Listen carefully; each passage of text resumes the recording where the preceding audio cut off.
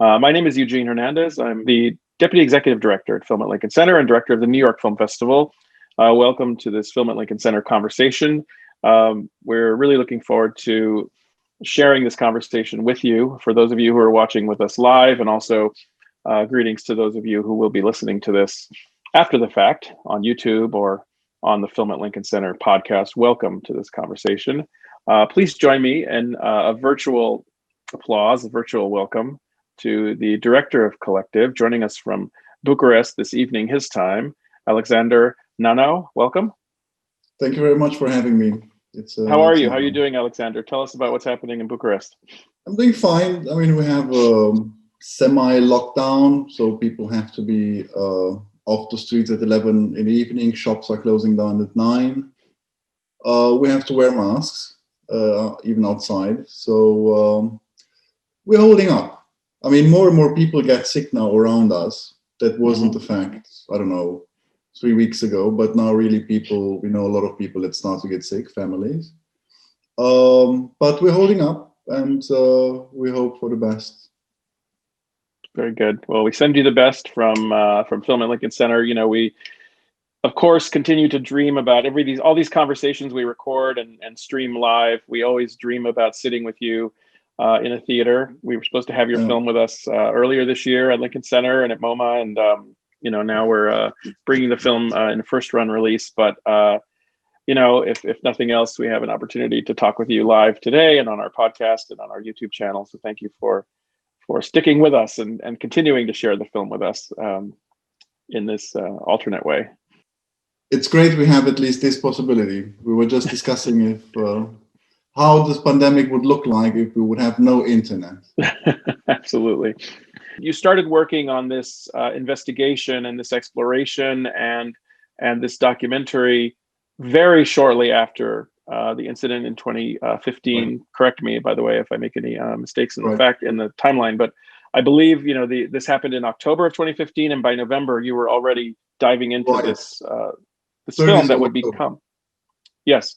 So maybe just to help our audience understand the foundation of your work. Tell us about those early days. Your immediate response was a creative one, was an investigative one. So if you don't mind sharing with us some of the early thoughts, ideas, and conversations you had that led you to immediately start, within days or weeks, exploring this for what would become a film. Right. So basically, I mean, after the fire happened, we immediately had huge demonstrations and young people taking the streets, organizing on Facebook under the tagline "Corruption Kills," because everybody understood that this club should not have functioned. It was a popular club. Many people went there, many different generations. They had a lot of concerts there, and everybody understood that the endemic corruption of the Romanian society, that for sure, I mean, starts with the political class, which is, and the way they think, the way they work is inherited from the communist system. So corruption is in their DNA. And suddenly everybody understood that corruption is not just the fact that they are stealing public money, that corruption really, as an effect, kills people. And the shock was greater because everybody thought that it could have been them in the club, or it could have been their kids in the club. And basically, I understood that something new was going to happen now in the Romanian society. It felt like a 68 in Eastern Europe, because also the countries around us, like Hungary, started, demonstrations, and Poland for everybody for their cause, but against the political class for sure. But still, it was so much happening, and it was such a national tragedy that it was hard to grasp how to make a film. And I make my films until now are really purely observational cinema, and I always look for characters that I can follow. And what overlapped with that was the fact that there were many injured people after the fire, over 180 burn patients, and Romanian authorities that we knew, the whole government, we knew it's a government of really corrupt people, of really incompetent populists. came out, having doctors and the leading health officials by their side and saying, we are on top of this. We can take care of everybody. We have one of the best healthcare systems. There's no reason to fly these patients out to burn units that Romania did not have. And that was a big lie. And we understood that pretty fast. But unfortunately, nobody could do much because the press played along with the government. They didn't ask the right questions. And the only ones, ridiculously, the only ones that asked the right questions in the beginning and uncovered the lie of the fire department that said we didn't know the club existed. They proved within one day that they even authorized it. Then there was a big lie that there is a burn unit that was newly opened in Romania, fully modernized, and they were saying the patients are getting surgery there. And again, these journalists that we're talking about and are the characters in the film discovered that this burn unit is closed, actually with a lock. It was never opened. It was just opened for the film cameras with the Minister of Health and the hospital manager in order to justify them the way they invested there to get their bribes for the equipment. And we understood that if we want to take a look at this relationship between power and people that is now really, getting a new development, it might be the best way to do it through investigative journalists that investigate the power and try to give people really facts and the truth about what is just happening, because more and more people kept dying in the hospitals, more and more burn patients.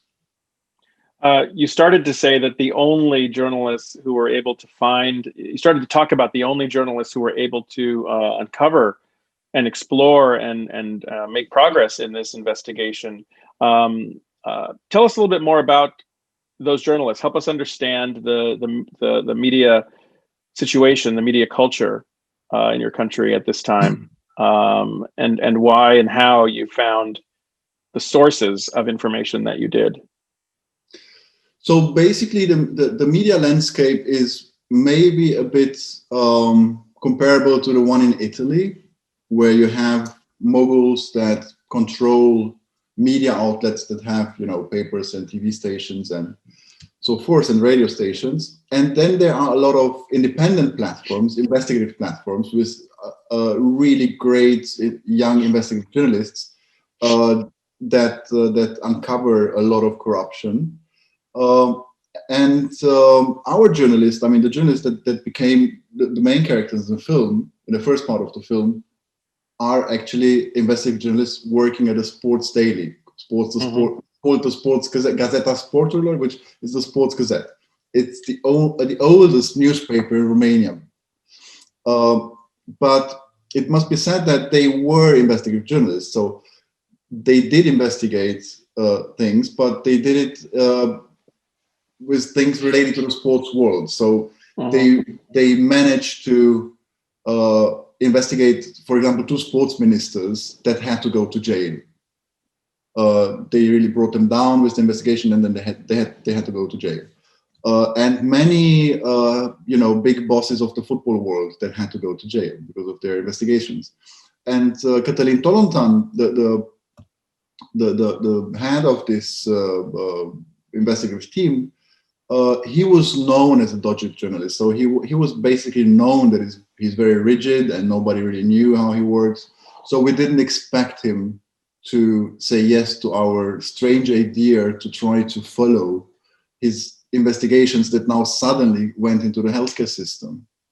But because there was no reaction by other journalists, and because the other media outlets just amplified what this lying government and healthcare officials together with doctors were spreading, they felt the obligation to use their skills in the service of the people, because it was a national tragedy and they felt the need to contribute.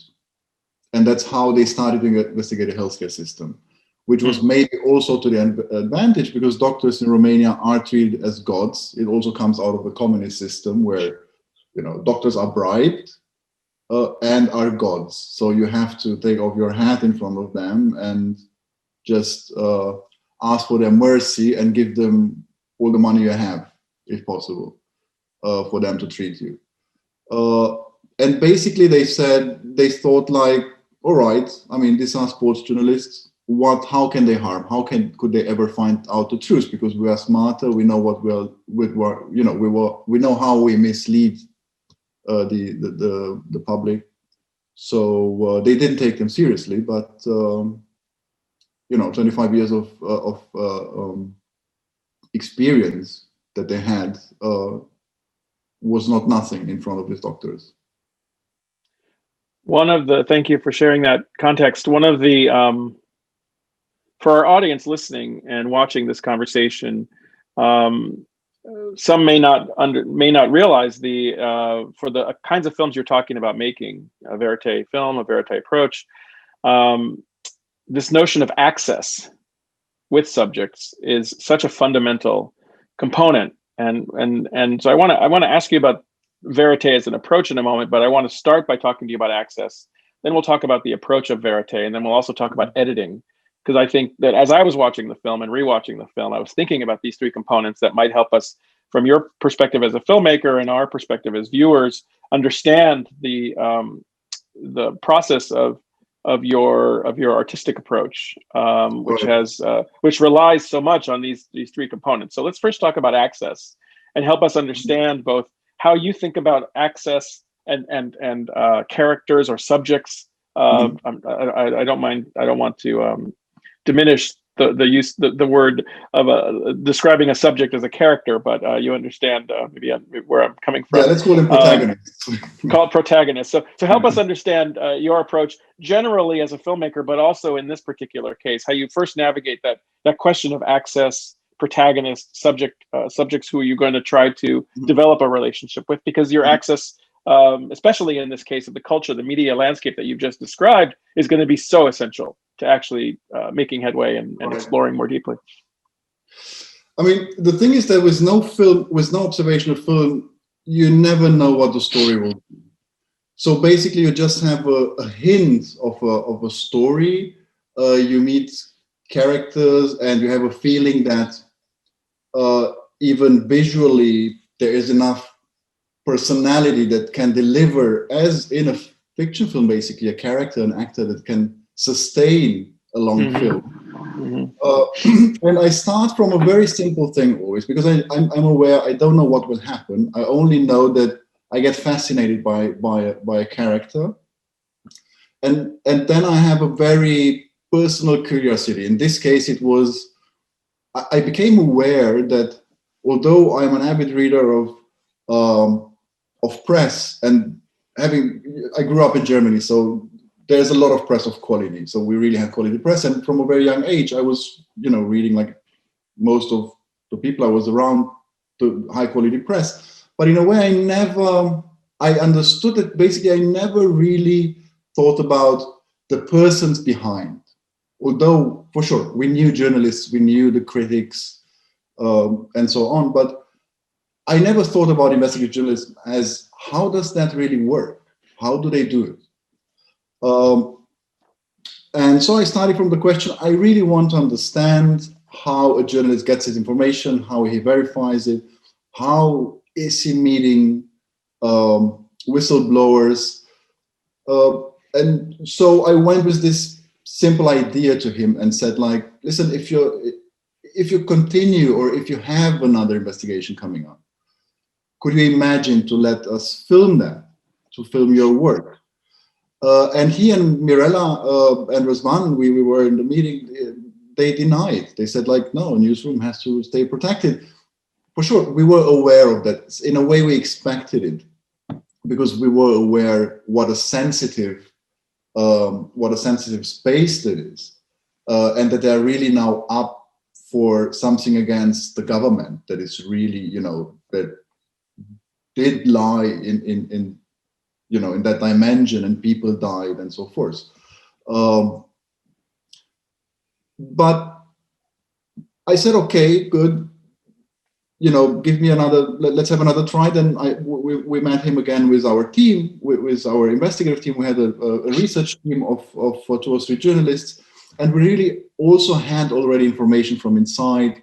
We met doctors that were frustrated and wanted to talk, and they realized that it's really serious, that we really are serious when we are saying we want to follow this for months. Because nobody could really understand what I mean with it would be something observational. We're going to follow you for months, maybe edit another year of film. We don't know what will happen. You also don't know what will happen. So they had no imagination for that, because it's impossible to have it. So I just said, like, if something's coming up, please, if you change your mind, just give me a call. His newsroom was not even far away from our office and from my home. And one day he called and said, like, listen, we have something. We have a hint to something. We don't know if we're right. We don't know if we're wrong, if it's just a big mistake, everything. But we could try. We could try to film. The thing is that to build trust,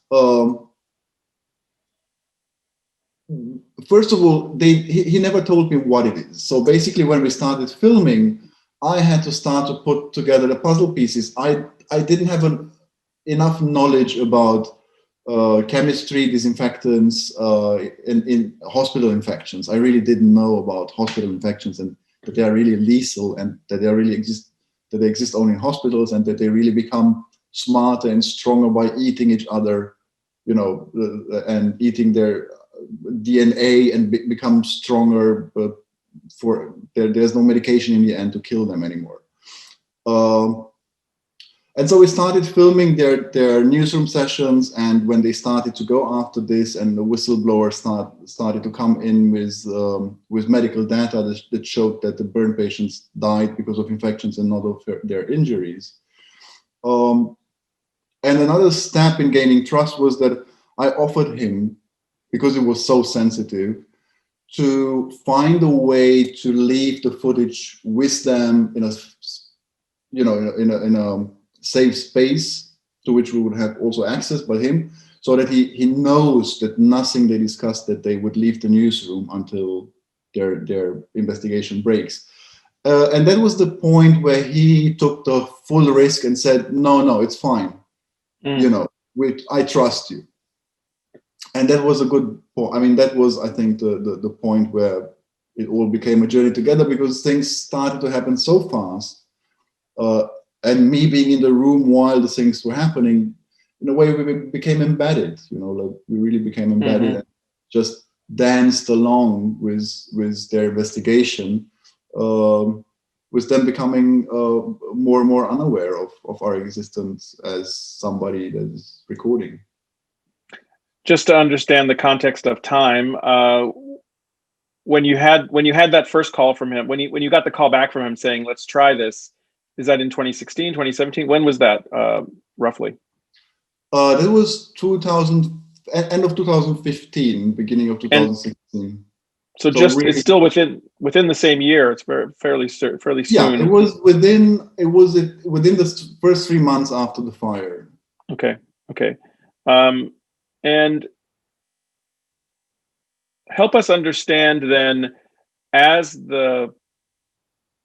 this investigation continues, and there's so many twists and turns that we see in the film, help us understand.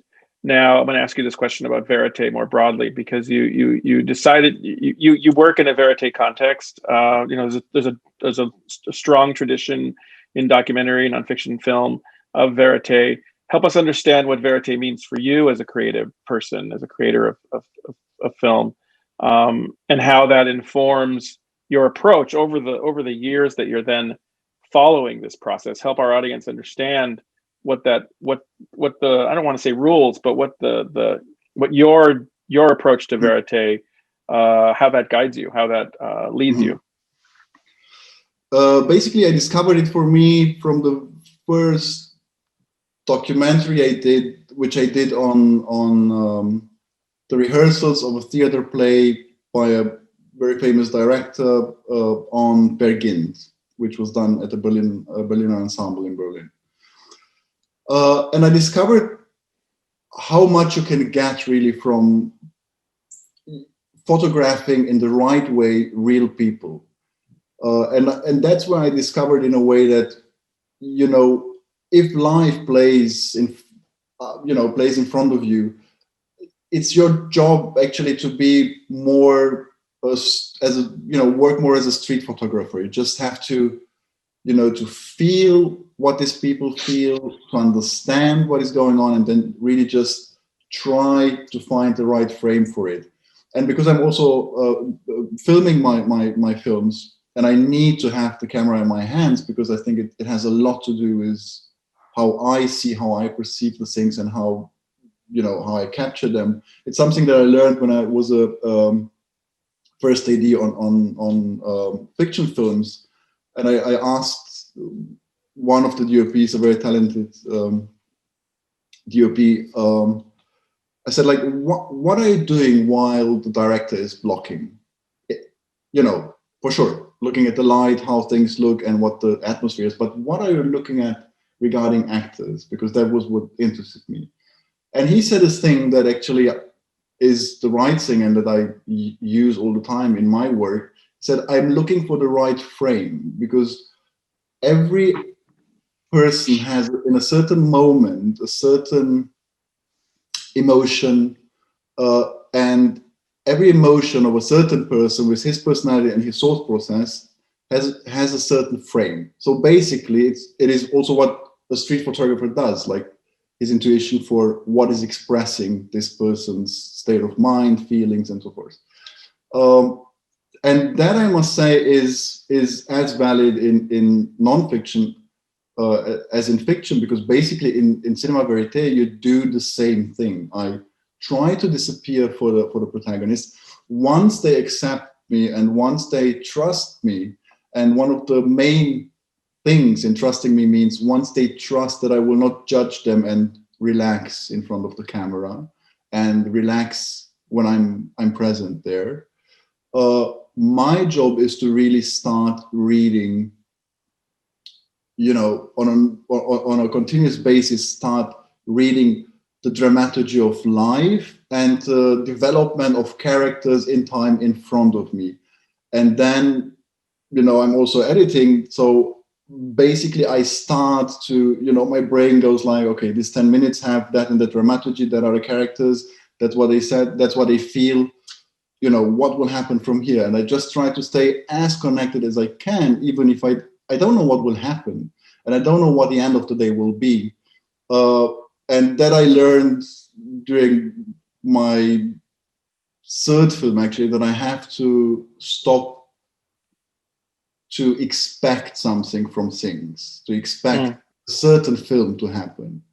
And I learned that I just have to trust that, life will bring you the story, and you really have to just be emotionally connected to the characters, and really try to have a very good intuition for what they're going to do next, what will be the next step. And that is something that I learned in theater, because I worked in theater. And in theater, you have time to sit and watch, and you have time to connect in a way with the actors, that you communicate in a way non-verbally. And you really start, in rehearsals, you start to have the intuition for people, what people will do next, how will they move, how will they, and so, because you asked, about my way of approaching observational, when I understood that I'm just about to, with the second film, I understood that I'm about to develop my own language. I thought, like, okay, I love a lot observational documentaries, but I hardly could find again the quality that the Maisels had, for example, in filming. Albert Maisel had a certain quality in filming. And I try to understand what it is, and why I'm not really satisfied by observational. And it was the fact that I was always aware in most of them that there's a filmmaker, or that there is a camera person that is following life, that is trying to keep up with life and to capture live. And I thought, like, that's the problem, and that's what was disturbing for me. Like, if I feel that somebody is there that is just a bit behind life and behind the characters, then I remain outside this, outside the wall and outside the triangle where there is basically, where you have characters and a DOP. I want, as a viewer, to feel like I'm there. I'm, where the DOP is. And that's when I understood that with the camera, you really have to be, in a way, connected to the characters, that it never feels that you are lacking behind, that you are following them. It has to, if the camera is connected, the viewer will forget. He will start forgetting about the camera, and that's where he will be really connected to the character, to the protagonist, and will not feel that much that there's a documentary filmmaker preparing, in a way, a story for him. And that's what I developed more and more from film to film. And I think, yeah. When you're filming, is your camera in front of your face? Is it below your face? Where is the, and then tell us about who else is in the room with you. Do you have someone doing sound? Mm-hmm. Basically, I never liked DSLR cameras, so I really need a camera that is connected to my body, because I think it's all working together, and it's really dance. It's a dance that you do all the time. So basically, it's connected here under my eyes, and because I'm a bit taller, it's the perfect. Basically, it's the perfect height to be on eye level with characters. And the sound person, yes, I have a sound person, but not always. So many times when I feel that intimacy is better without, I have a sound recorder in my backpack, and I have lavaliers on the characters. But even with lavaliers, I don't do it from the very beginning. I really try to see where the point is, where people feel comfortable, where they really accept it and don't feel anymore that they are part of a film, or that they know what is happening. So it's also a kind of, you have to have the intuition for every person is different, and you have to see where his barriers of letting go are, actually, of not being disturbed by a mic. Or what have you, Alexander, what have you learned about human nature as it relates to cameras? Having a camera, how does the camera impact a person in a space, in a room? These are journalists who are interacting with each other. They're doing their work. You're in their space. Help us understand your opinion about human nature as it relates to a camera in their presence, and how you navigated that in making Collective.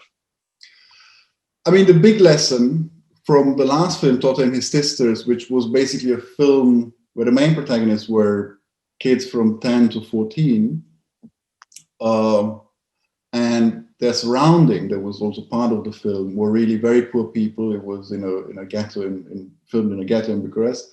So the first lesson I learned is that the lower the class, the less people have to hide.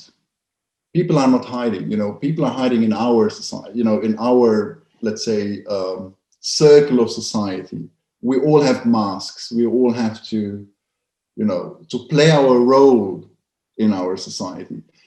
And the lower you go, the less people have to pretend in order to play their role in society, the more natural they are.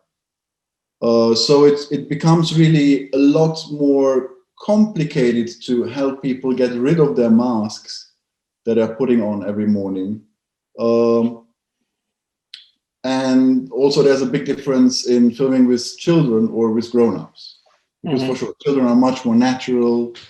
They understand. They are, it's much easier to have an open relationship in a way, without second thoughts where people think like, what's, grown-ups always think like, what's his intention really? Like, how will he benefit from it? Or you don't have that with children. You can be really on the same level very fast. So that's one of the big lessons that I learned about our society. That we wear a lot of masks. So in relation to the camera, it's, that is basically the lesson. the controller of our image.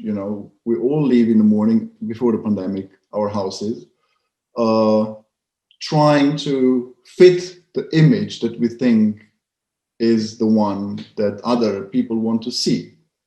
And that's also what I thought maybe was at the beginning of the pandemic, when people really started to go, to be really disturbed by the pandemic.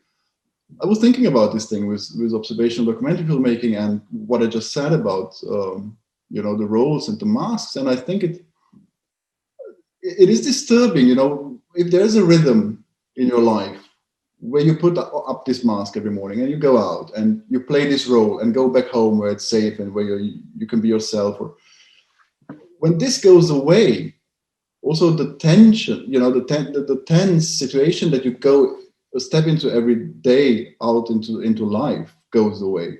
And I think that's also one thing that made us or many people a bit anxious when the pandemic started and we have to stay inside and this role playing fell away.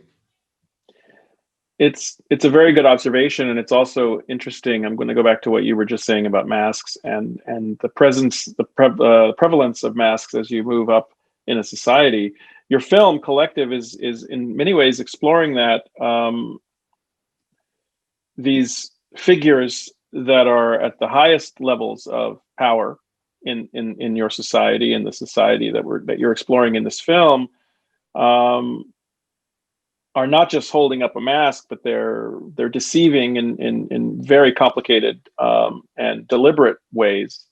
You're tracking journalists who are trying to navigate how to not only explore and excavate a story, but also to pierce through those masks through their work. But it's a very slow, like chipping away. It's not a fast, dynamic process following journalists do their work. It's small pieces, step by step.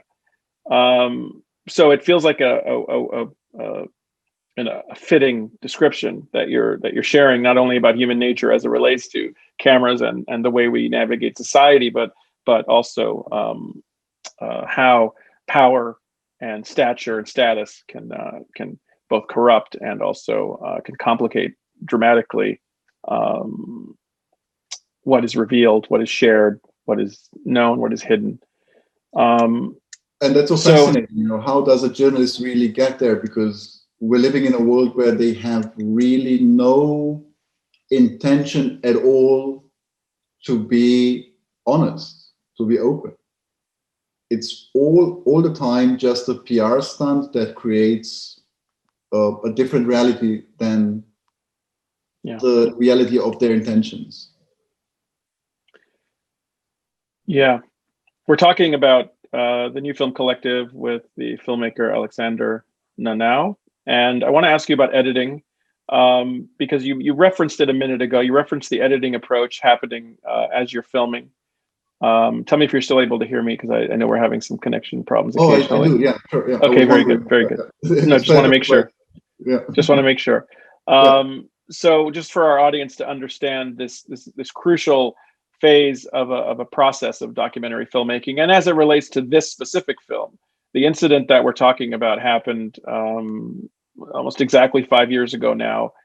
Your process of picking up the camera and investigating it and shooting it with this approach you're talking about, this Verite approach, started exactly 5 years ago.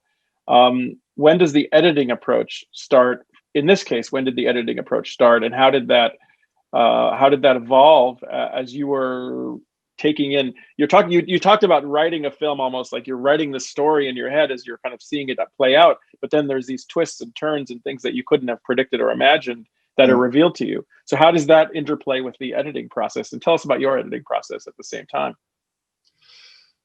Basically, I mean, my presence in the editing room is I do it during filming a lot. I really try at the end of the shooting day to go to the editing room, to be there when the footage is played into the Avid, and really take already a look to understand what happened, and if what I felt during filming and what I felt I captured, if it is there. And it is not always the case. It can be that you have days where a certain character gave you the chills, and you thought like that was so intense, that was so emotional. I was really, almost shaking during filming it. And then in the editing room, the thing is that the image doesn't lie. Once you see it in the editing room, you know who fooled you. And you really understand, having time to watch people back and forth and understand how their minds work and how they manipulate or not, you start to see where you've been fooled, where you really, in a direct human connection, somebody really managed to fool you. But you can't fool the camera. That's so fascinating about it then. So I'm watching footage, and I really also sometimes start to play a bit around with color and to understand, while I'm filming, what the film is going to be about. Because for sure, after we started with the journalists, I suddenly understood, my God, that might be really a film about journalism, because it's so rich what is here.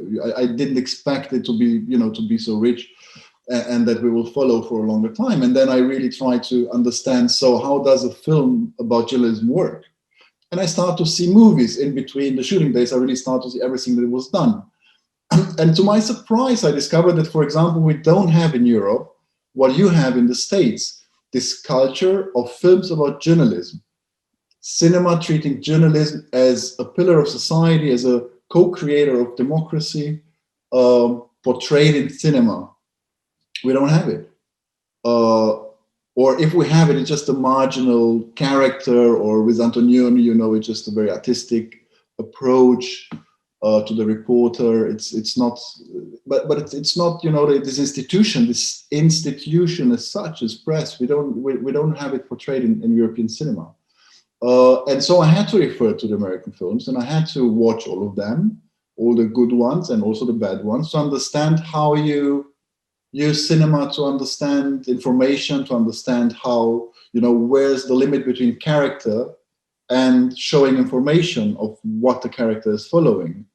And for sure, Spotlight was one of the big inspirations. I mean, no doubt. I mean, it's so well made, and the way it works from character to information, and how information affects character.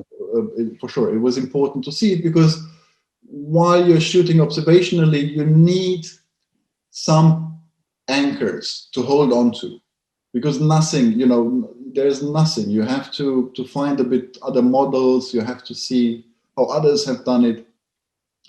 But when we went to the editing room after the shooting, which basically ended much later than where the film ends, because as the film ends with the Social Democrats coming into power again, they really started, as all populists do, to dismantle the state right from the beginning. Like, they started with the judiciary system, replacing everybody, changing laws, and so forth.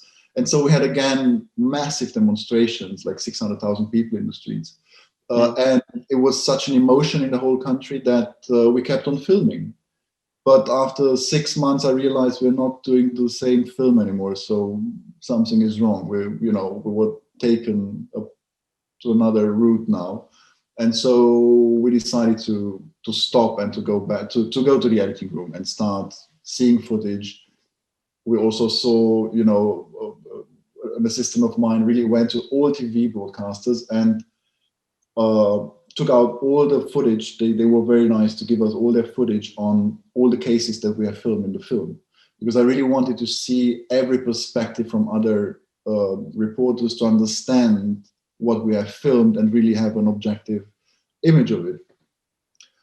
And that took a long time. Organizing and understanding what you have took a long time, but I start, as I guess most of the editors do, I start by editing what I have felt were the strongest moments and the strongest scenes that describe character and story. But for sure, there was this big bet in the film that we decided we switch character in the middle of the film. So we didn't know how that would work. And while we decided that, and it felt normal that life gave us that story, right? That this guy came in and really gave us access, and we could be inside the system suddenly. And everybody said, it's crazy, it won't work. your film is about journalism. You can't change character. And I said, it's true, it's right. I also don't know any dramaturgic rule to do it and that it would work. But we have to do it. I mean, we have to try it and see how it can work. And then it took a while for me to understand what can keep a viewer in the film, although you change the character in the middle of the film. And I said that one or two times what it is, but I'm not sure anymore that I want to give it away.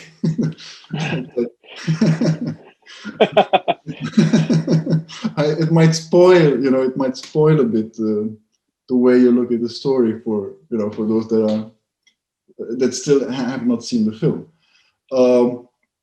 But we found a way around it, and you really follow a new character in the middle of the film. So that was one of the big bets in the editing room, and therefore, for sure, one of the big things was this journalist basically in this investigation had sometimes on daily basis they came out with new information. So we really had to compress that in a 90-minute film. That was one of the big things that was very complicated to find the way there. And then, for sure, how do you find the connection to the first characters in the film, to the victims and the family?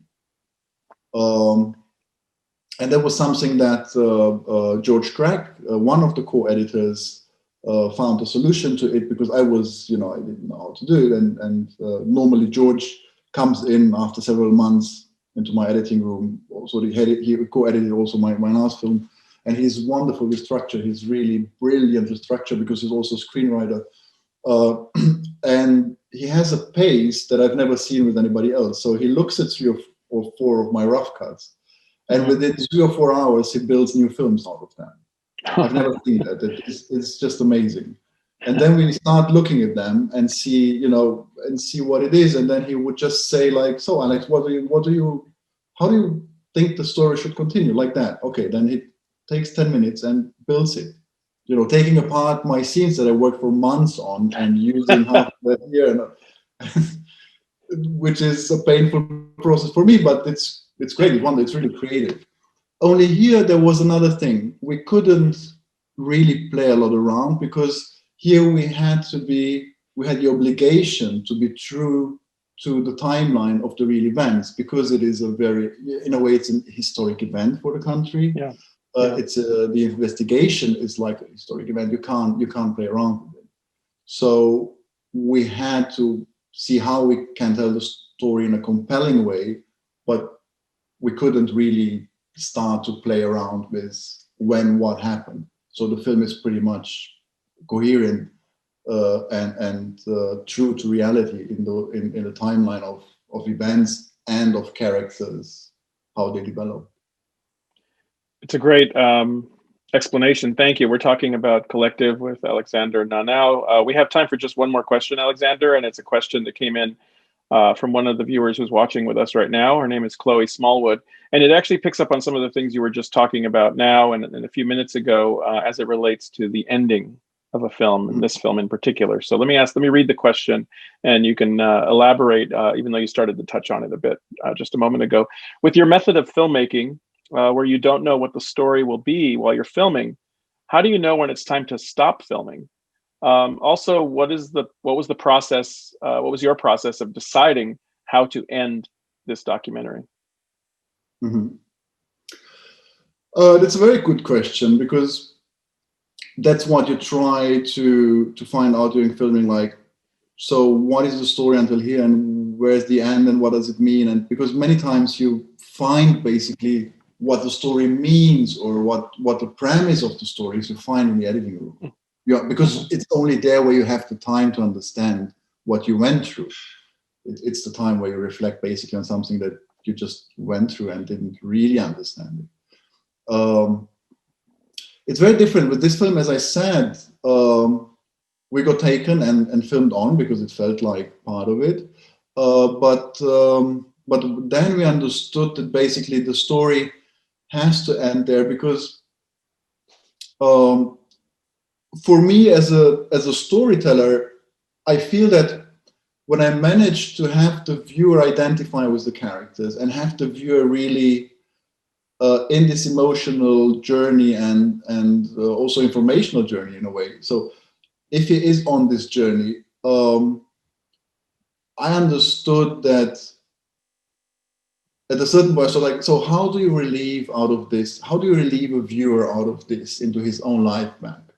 Because if it works, he will be really, deconnected from his own life, and it will be, how do you lead him back, and lead him back in a way that is not redeeming, so that it was just another horrible thing that he saw, but he will forget it as we watch news about Iraq, Afghanistan, or Syria, and then it was just news. And it was just a feeling. I understood that you really have to put it on the viewer's lap. You have to take the story and put it on his lap and say, so, and what now? Because you will wake up from this, and around you, the world looks like it looks. But this is something I must admit came in time, because when we started to film the film, end of 2015, the world was not what it was end of 2016. So while we did the film, and my biggest concern was why we did the film, actually, it will be a local story. All I can do is tell, in the most simple way, a story about how journalists now, do their work. And only gradually I started to understand, like, wait a minute, this looks like the whole world starts to look like this. Brexit happened, and the morning Brexit happened, I couldn't get out of bed. I mean, the shock was so big. I think it was the first time that I understood where we're going with the rest of the world. And basically, when we were in the editing room, the world was even worse. I mean, we had several presidents in several countries, several populist presidents that took over different democracies. And so, in a way, I understood that the only way to end it is to say, okay, basta. Now what? How will you manage to, what is your own life attitude basically now in your community, in your surrounding? Yeah. I said that would be the last question, but I have actually just one more question, and it's 2020, you're in Bucharest. We talked about the pandemic, but how do you feel, or what do you feel, or do you have the space to step back and answer this question? What you feel the impact is, or can be, not just from this film, but from the investigation that happened that you're exploring in this film. Basically, I'm asking you sort of where things are now, and if you're able to see with 5 years time, but just a couple of years since the film has been made, Right. year and a half or so, what that impact might be, or what you're noticing in this moment. Yeah.